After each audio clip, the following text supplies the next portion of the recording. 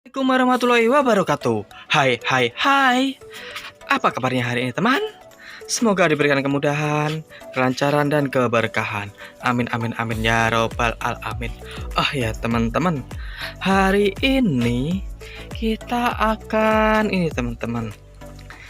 Cara merawat keladi ya, teman-teman. Ya, keladi itu salah satu tanaman atau tumbuhan jenis aroid, teman-teman ya. Ya, itu selain unik, keladi itu mempunyai ciri khas tersendiri ya, teman-teman ya. Kadang ada warnanya merah, kuning, hijau, terus ada yang putih dan lain-lainnya, teman-teman.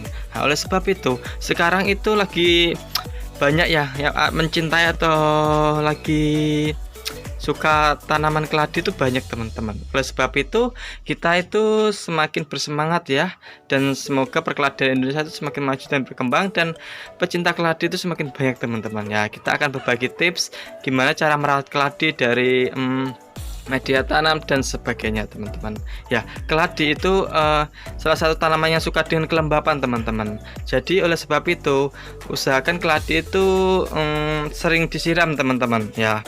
Karena apa? Karena kalau keladi nanti medianya itu kering, dia akan mengakibatkan seperti dorman, teman-teman. Contoh seperti ini, teman-teman. Nah, ini keladi salah satu keladi dorman ya. Dorman itu apa ya, Mas ya? Dorman itu salah sistem atau dimana keladi itu lagi bersemedi, teman-teman. Alias dia lagi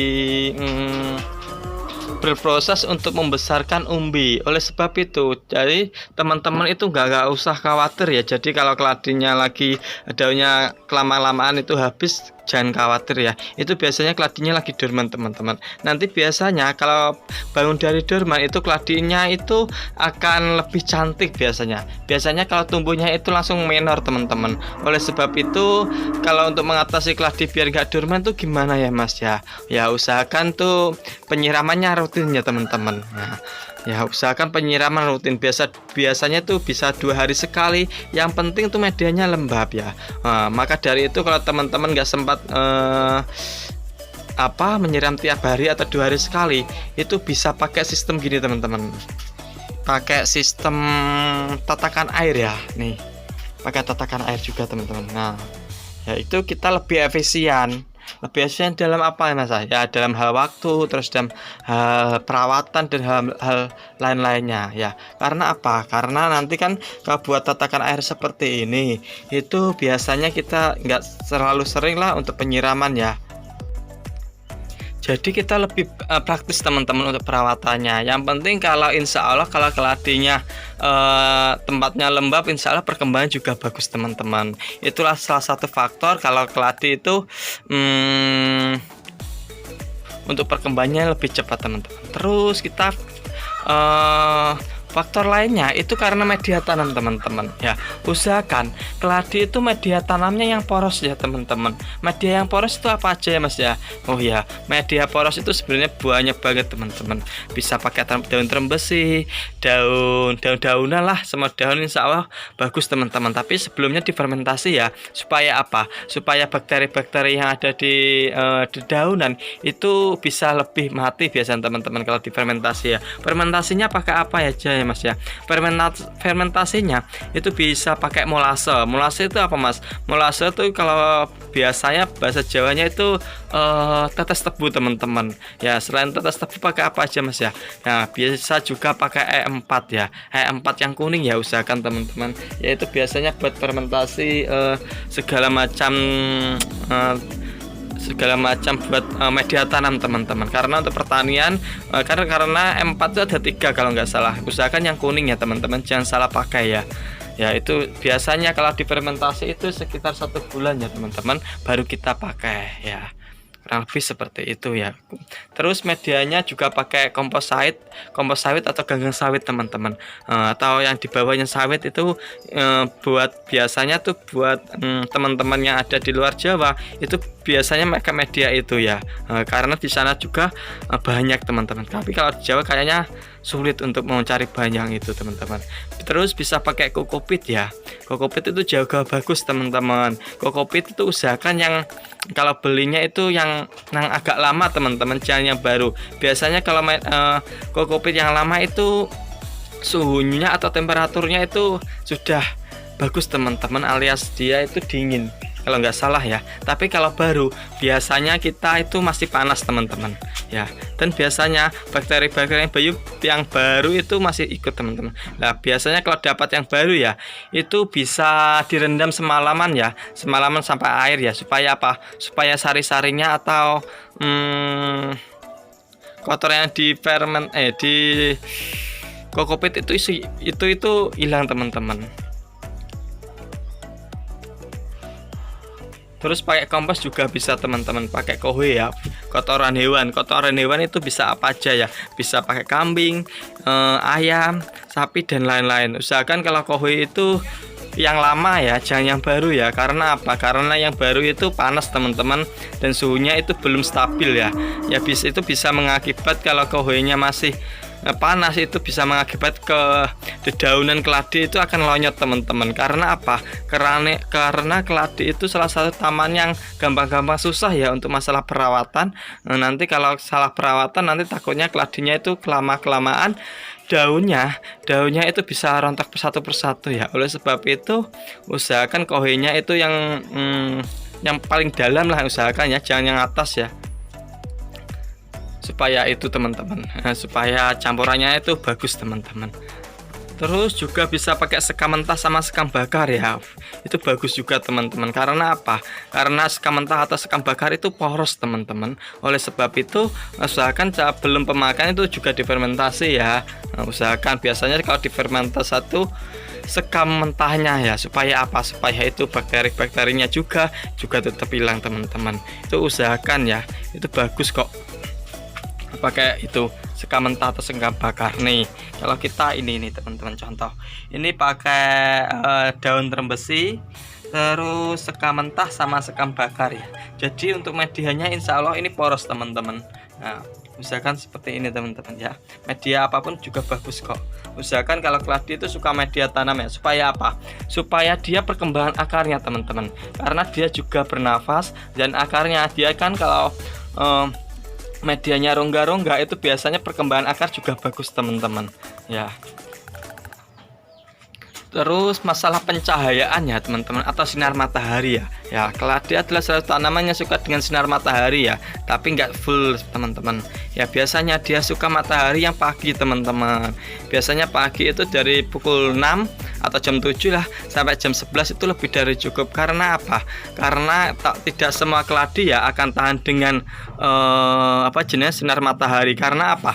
Karena keladi itu ada keladi yang variegata. Biasanya kalau fullsan itu akan mengalami daunnya itu gosong teman-teman. Oleh sebab itu usahakan kalau pagi dari jam 7 jam sampai jam 11 itu lebih dari cukup ya teman-teman ya, karena matahari itu mengandung vitamin D ya, jadi untuk bagus untuk perkembangan keladi ya. Biasanya kalau keladinya itu sinarnya tercukupi, itu biasanya daunnya itu akan lebih tahan banting teman-teman ya, itu biasanya ya teman-teman. Selain tahan banting, biasanya daunnya juga nggak leto teman-teman. Daunnya itu nggak letoy atau kemana-kemana. Terus daunnya itu juga besar teman-teman, sesuai dengan size-nya teman-teman ya. Biasanya kalau kekurangan sinar matahari itu akan mengalami daunnya itu mengecil teman-teman. Daunnya mengecil dan stangnya atau tangkainya ya teman-teman, itu menjulai panjang teman-teman. Dan biasanya itu mencari arah sinar matahari ya. Oleh sebab itu kalau punya keladi usahakan pakai kasih sinar matahari ya teman-teman. Walaupun 1 jam 2 jam itu juga bagus teman-teman untuk perkembangan keladi ya. Terus ini berhubung musim hujan ya teman-teman, usahakan jangan sampai terlalu sering terkena air hujan ya. Karena apa? Karena air hujan itu mengandung asam sulfat yang sangat tinggi ya. Oleh sebab itu biasanya juga untuk perkembangan keladi itu juga kurang bagus teman-teman. Dan biasanya juga itu kalau terkena air hujan terus menerus itu akan mengalami daunnya akan lonyot teman-teman. Daunnya akan melonyot seperti ini nih. Nih salah satu keladi kalau lonyot sering terkena air hujan nih seperti ini teman-teman. Daunnya terbakar, terus lama kelamaan daunnya itu lonyot teman-teman. Ya kalau sudah kayak gini mau nggak mau ya kita harus potong teman-teman. Nih potong seperti ini ya. Ya potong seperti ini supaya dia nanti insya Allah 1 minggu atau 2 minggu lagi dia akan tumbuh daun baru teman-teman. Ini keladi infinity ya. Terus masalah pemupukan ya teman-teman. Ya, keladi itu salah satu tanaman yang suka dengan pupuk alias vitamin ya. Nah, biasanya pemupukan kita pakai itu sekitar 2 atau 3 bulan 2 atau sebulan sekali teman-teman.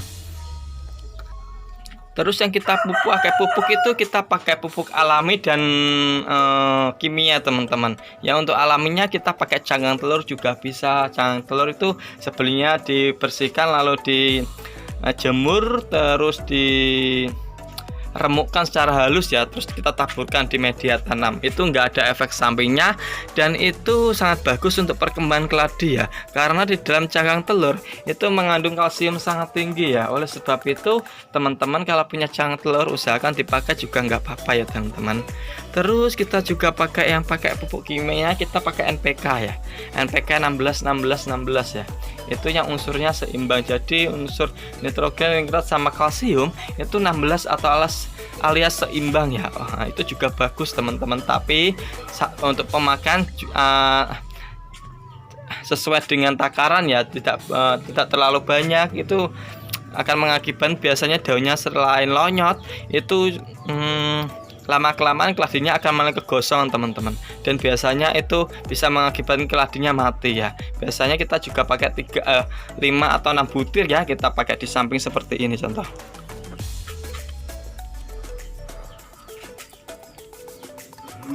Nih kita pakai pemupukan baru kemarin nih teman-teman. Nah ini kita pakai samping seperti ini. Ini insya Allah untuk perkembangan 1 bulan lagi kita nggak pupuk ya, dan biasanya pupuknya juga awet teman-teman. Dan biasanya kalau pemakaian itu jangan terlalu dekat dengan keladinya ya, alias agak jauhkan dari tangkai atau daunnya ya. Ini seperti ini teman-teman. Nih jauhkan. Karena apa? Karena kandungan yang ada di NPK itu selain bagus ya, dia kalau kelebihan pemupukan biasa mengalami yang seperti yang tadi kami bilang teman-teman. Dan biasanya butiran yang ada di NPK ini kalau kena daun dia akan mengalami gosongan teman-teman. Itu tidak dianjurkan ya, jadi agak jauhkan dari daun atau tangkai keladi teman-teman. Terus teman-teman kalau pengen keladinya itu bonggolnya besar atau keladinya itu cepat beranak ya, itu sudah kami buktikan dan sudah kami praktekkan teman-teman. Itu dengan cara di pruning ya. Pruning itu seperti ini tuh, atau pemangkasan daunnya. Karena apa? Karena dia itu biar fokus daunnya itu enggak terlalu banyak, dan biasanya dia akan membawa daun baru. Selain itu nutrisi-nutrisinya itu disebarkan ke teman-teman, ke bonggolnya ya. Biasanya keladinya saya tuh nggak terlalu banyak daun-daun ya. Kita ada satu caranya untuk kami pruning teman-teman, biar bonggolnya itu besar ya, bonggolnya besar. Nah pruning itu contohnya seperti ini nih, kita potong nih, kita potong ya. Salah satunya supaya apa? Dia itu fokusnya nggak terlalu banyak teman-teman daun ya. Selain itu nutrisinya dia fokus ke umbi. Jadi ya lebih baik kalau teman-teman atau keladi koleksian untuk teman-teman itu di pruning aja nggak apa teman-teman. Curahkan 1 atau 2 daun ya. Nah biasanya itu seperti itu yang kami pakai, dan hasilnya seperti ini. Anaknya itu alhamdulillah, selain umbinya ini cepat besar, anaknya alhamdulillah banyak teman-teman nih. Seperti ini juga teman-teman. Nah kita pruning coba ya, kita satukan daunnya satu persatu, kita teman-teman kurangin lah, intinya itu di pruning teman-teman. Daunnya cuma 1, 2 lah, itu biasanya kami salah satu stepnya seperti itu ya. Cara simpel lah menurut saya ya, untuk cara mempercepat bonggolnya, pembesaran bonggol alias umbinya dan pembesaran keladinya teman-teman. Jadi dia fokusnya juga nggak terlalu banyak nutrisi yang terbuang ya. Nih keladinya teman-teman, ukurannya masih remaja ya. nggak terlalu rimbunan teman-teman.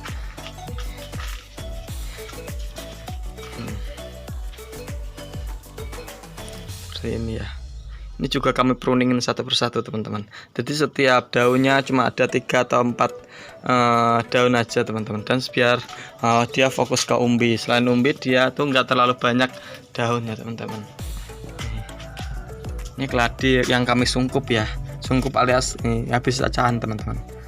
Nih keladinya.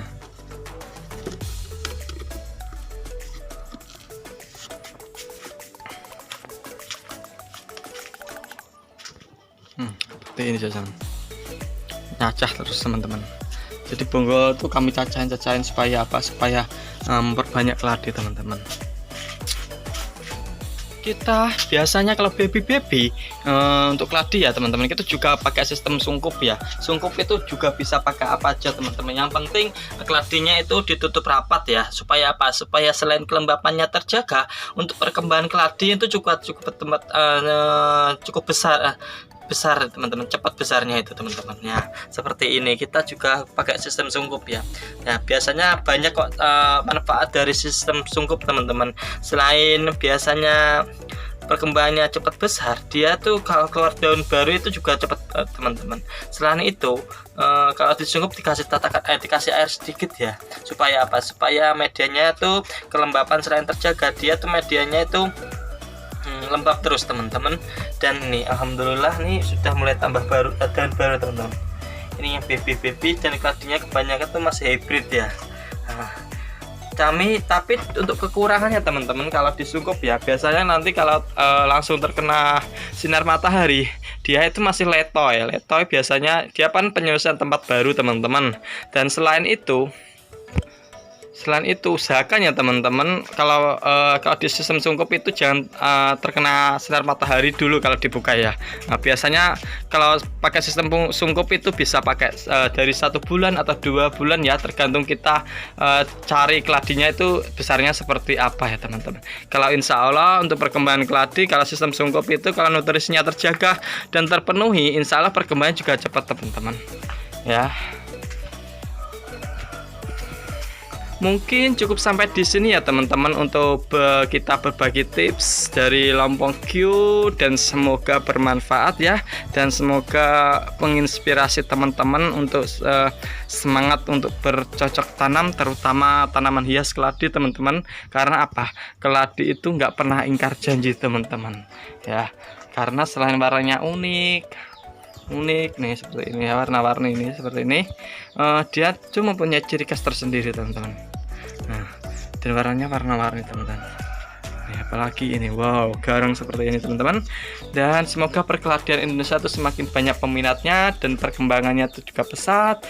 Dan jangan lupa untuk teman-teman untuk like, komen, dan subscribe ya. Pastinya nyalakan lonceng, nyalakan notifikasinya. Dan kita akhiri cukup sampai di sini. Waalaikumsalam warahmatullahi wabarakatuh. Bye bye.